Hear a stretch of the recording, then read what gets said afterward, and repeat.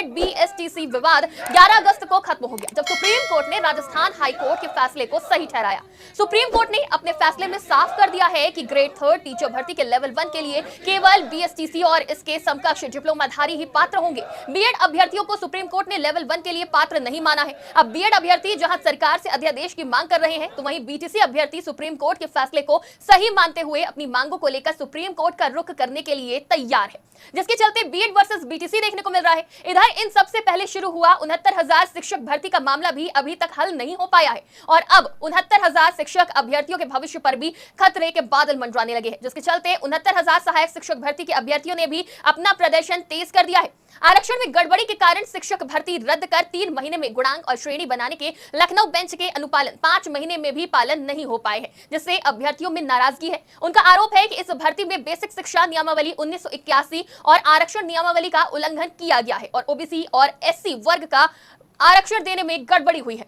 पिछड़ा दलित संयुक्त मोर्चा के प्रदेश संरक्षक भास्कर सिंह का आरोप है कि 19,000 सीटों पर आरक्षण में गड़बड़ी हुई। इसको राष्ट्रीय पिछड़ा आयोग ने भी अपनी रिपोर्ट में माना। इसके अलावा लखनऊ हाईकोर्ट के सिंगल बेंच ने भी 13 मार्च 2023 को अपने आदेश में आरक्षण घोटाले को देखते हुए 69,000 सहायक शिक्षा भर्ती की लिस्ट को रद्द कर 3 महीने के अंदर इस भर्ती की सूचना को अभ्यर्थियों के गुणांक से बनाने को भी कहा था और मामले में 11 सितंबर को सुनवाई होनी थी, जो अधिवक्ताओं की हड़ताल के चलते 15 सितंबर को होगी, जिसमें 69,000 शिक्षक भर्ती बीएड बीटीसी को एक साथ टैग कर दिया गया है। साथ ही इन तमाम मामलों की सुनवाई अब 15 सितंबर को हुई। अब 15 सितंबर को क्या होने वाला है, सबसे ज्यादा कौन ठगा गया है, किसके हक को मारा जा रहा है, इन तमाम सवालों को लेकर आज हम ये चर्चा कर रहे हैं और इस चर्चा में हमारे साथ कई पैनलिस्ट मौजूद हैं। उनसे आपको रूबरू कराते हैं और चर्चा की शुरुआत करते हैं। हमारे साथ विपिन गौतम जी मौजूद हैं, जो कि 69,000 शिक्षक अभ्यर्थियों के पक्षकार है। साथ ही प्रदेश अध्यक्ष डीएलएड भी हमारे साथ जुड़ गए हैं, जो कि नीतीश पांडे जी है। साथ ही सत्यम पाठक जी बीएड अभ्यर्थी है, जो कि बीएड अभ्यर्थी का पक्ष रखेंगे और हरिओम पांडे जी भी हमारे साथ बीएड अभ्यर्थी के तौर पे जुड़ गए हैं। आप सभी का बहुत बहुत स्वागत है आज की खबर पे। तो सबसे पहला सवाल हम हरिओम पांडे जी आपसे ही चाहेंगे कि लगातार आप लोग का प्रदर्शन चल रहा है और ये प्रदर्शन अब अलग अलग जगह देखने को मिल रहा है। अभी तक क्या कुछ संघर्ष किया है और आगे की क्या रणनीति है? सबसे पहले मैं आपको बहुत बहुत धन्यवाद और आपकी सभी टीम को कि हम सभी बीएड अभ्यर्थियों को पक्ष रखने का एक बार पुनः आपने मौका दिया। और रही बात मैम संघर्ष की, तो हम लोग 11 अगस्त 2023 से जब से माननीय सुप्रीम कोर्ट का निर्णय आया है, उसके बाद से केवल हरिओम नहीं, केवल सत्यम भैया नहीं जो हमारे पैनल में साथ में हैं, इवन करोड़ों बीएड अभ्यर्थी, हमारे वो भाई जिन्होंने शिक्षक बनने का सपना देखा, हमारी वो बहनें जिनको विवाह करने का जब ये दिया गया कि आप पढ़ाई करना, विवाह करना, उन्होंने शिक्षा चुना, उन सभी की लड़ाई है मैम। हम लोगों ने निरंतर प्रयास किया है कि सरकार जो माननीय सुप्रीम कोर्ट का निर्णय आया है उस पर सरकार संज्ञान ले। मैम इसके लिए हम लोगों ने इको गार्डन में 17 अगस्त 2023 को सत्यम भैया के नेतृत्व में हम लोगों ने इको गार्डन में अपनी मांग रखी, पुरजोर तरीके से मांग रखी। उसके बाद में फिर अलग अलग जिलों में भी, क्योंकि ये आंदोलन मैम एक व्यक्ति का नहीं है, ये आंदोलन को हमको डिसेंट्रलाइज करना होगा, इसलिए हम जिलेवार भी लोगों को इकट्ठा कर रहे हैं, चाहे गोंडा हो, चाहे बलरामपुर हो, चाहे बहराइच हो, चाहे बरेली हो, चाहे आजमगढ़। अभी मैम कल जो है 13 तारीख को आजमगढ़ में हमारे कुछ भाई लोग धरना करने जा रहे हैं।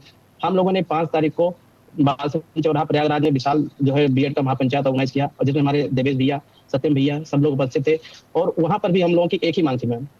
मांग ये है कि जिन बीएड अभ्यर्थियों के साथ में ये हुआ है उनके संरक्षण के लिए, उनके अधिकारों की रक्षा के लिए सरकार तत्काल प्रभाव से या तो कानून बनाए मैम या फिर अध्यादेश लाए। मैम हम अध्यादेश की जब मांग करते हैं तो हमारे बहुत से लोग हैं जो साथियों कहते हैं कि आखिर अध्यादेश की मांग क्यों कर रहे हैं। मैम ये भारतीय स्वतंत्रता के बाद में जब से हमारे यहाँ कॉन्स्टिट्यूशन को अपनाया गया मैम, पहली बार नहीं है कि जब हम बीएड अभ्यर्थी अध्यादेश की मांग कर रहे हैं।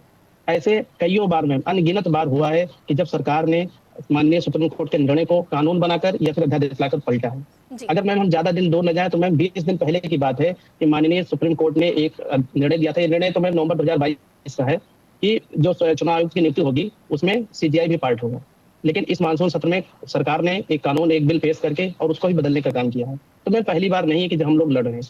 रही बात फिर हम लोग के आंदोलन की, तो हम लोग लगातार अपने आंदोलन को इंटेंसिफाई कर रहे हैं, ग्राउंड लेवल पर, ग्रास रूट लेवल पर कर रहे हैं, अधिक से अधिक लोग से कॉन्टेक्ट कर रहे हैं ताकि हमारा मूवमेंट जो मास मूवमेंट बन सके।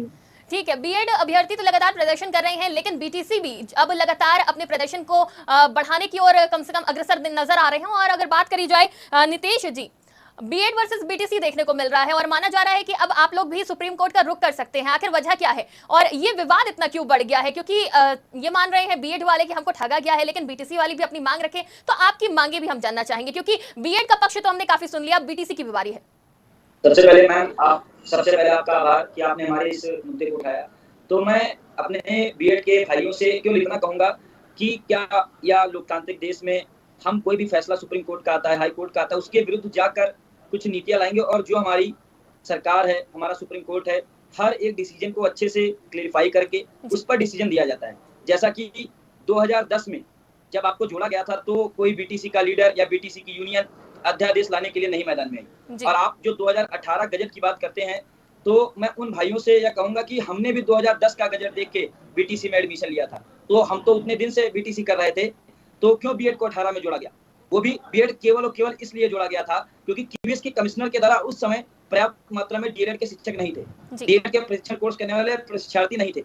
उस समय किसी को घर में जगह दी जाती है, पर आज उस जगह को, क्योंकि वह उनका घर ही नहीं था, उस घर से जब अलग किया जा रहा है तो हमारे विरुद्ध जा रहे हैं। सबसे बड़ा लोकतांत्रिक देश अपना भारत है, उसमें आप लोकतंत्र के खिलाफ जा रहे हैं। मैं तो यही कहूंगा सुप्रीम कोर्ट का फैसला कि अवहेलना करना लोकतंत्र के ऊपर उंगली उठाना है, तो ऐसा जो भी मेरे भाई बहन कर रहे हैं, शिक्षक आगामी शिक्षक बनने वाले हैं, जबकि डीएलएड के पास केवल एक ही मौका रहता है, वो रहता है प्राथमिक शिक्षक। यूपी पीआरटी हो गया, पीआरटी में क्यों बैठ सकता है? आपके पास तो बहुत सारी शाखाएं हैं, चाहे एलटी जाए, टीजीटी जाए, पीजीटी जाए, जीआईसी टीचर जाए, प्रिंसिपल जाए, सभी में आपके द्वार खुले हैं। हम सभी भाइयों के पास, बीटीसी के भाइयों के पास केवल एक ही विकल्प है, एकमात्र विकल्प बचता है पीआरटी। उसमें भी आप लोग लगातार में देखना, आप करिए, और यदि बीटीसी इतना कोर्स एलिजिबल नहीं होता तो सुप्रीम कोर्ट में हमारा मुद्दा इतने दिन 300 दिन हो गया, राजस्थान की टीम ने संघर्ष किया, सुप्रीम कोर्ट में लगभग 500 पेज का जजमेंट फाइल तैयार किया, कुछ सोच समझ के कराया गया।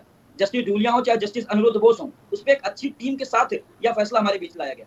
तो मैं यही कहूंगा कि इसमें कोई सरकार विरोधी नारे या लोकतंत्र के खिलाफ जाने की किसी को कोई जरूरत नहीं है, क्योंकि हम सबको सुप्रीम कोर्ट के फैसलों को मानना पड़ेगा। बिल्कुल, सुप्रीम कोर्ट के फैसले को मानना पड़ेगा, लेकिन उन्होंने भी लाखों की फीस खर्च कर वो भी यहाँ तक पहुंचे और आखिरी में पता चला कि नहीं, अब वैध ही नहीं है, जो आपने पढ़ाई करी है वो किसी काम की ही नहीं रह गई। तो अब ऐसे में तो उनको फिर से अब अपना साल वेस्ट करना पड़ेगा, फिर से एक और फॉर्म भरना पड़ेगा, फिर से पढ़ाई करनी पड़ेगी, एग्जाम देना पड़ेगा, क्वालिफाई होना पड़ेगा। तो उनके साथ भी तो ठगी हुई है, वो भी तो अपने आप को ठगा मान रहे हैं।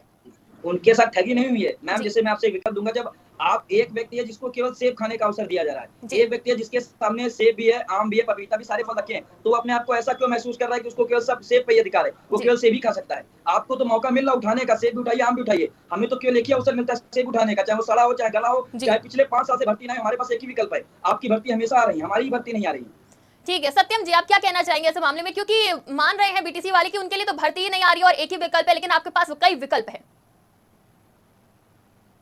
बहुत धन्यवाद। सबसे पहले मैं यहाँ पर दिखाना चाहता हूँ, मेरे सामने भारत का इस वक्त राजपत्र है।